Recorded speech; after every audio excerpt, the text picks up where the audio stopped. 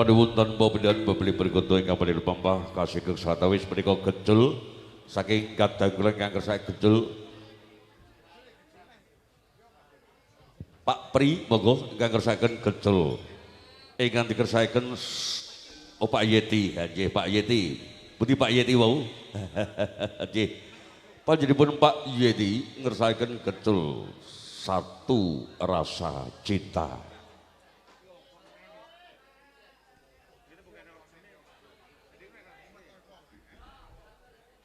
Satu rasa cinta Pak Yeti monggo kula ndereken gecul Mas Tobek budaya.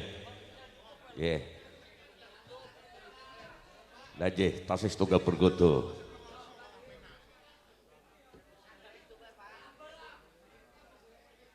Nggih. Nggih, Pak Yeti riyin mengke terus pakai bergodo salajengipun nderek. Ora iso, Pak. Oh.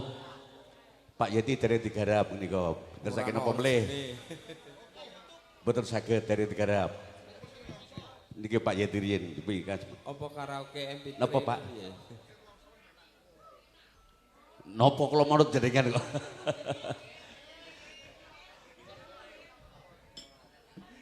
Dit bener saged nggih derek digarap. Nggih, liwung nggih. Liwung. Ini jenengan ajurati beksa napa kecul? Kecul nggih. Ajurati liwung ajurati monggo kula ndereken nggih Pak Yeti nggih, Pak Yeti. Oh garap seragenan kula monggo nggih kula nderek. Nggih.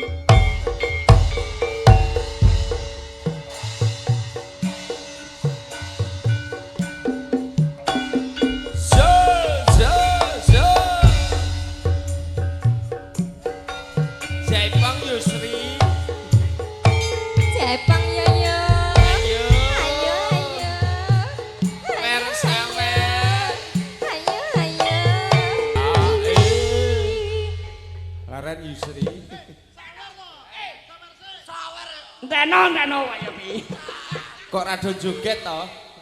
Jaipong lho iki. Jaipong lho. Lah iya. Sabda pandita ratu. Sliramu dadya sisihanku.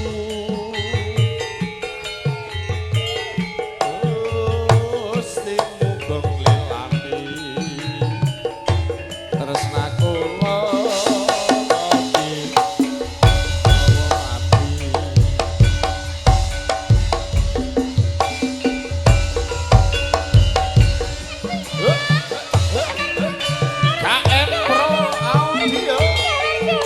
Jan Magnus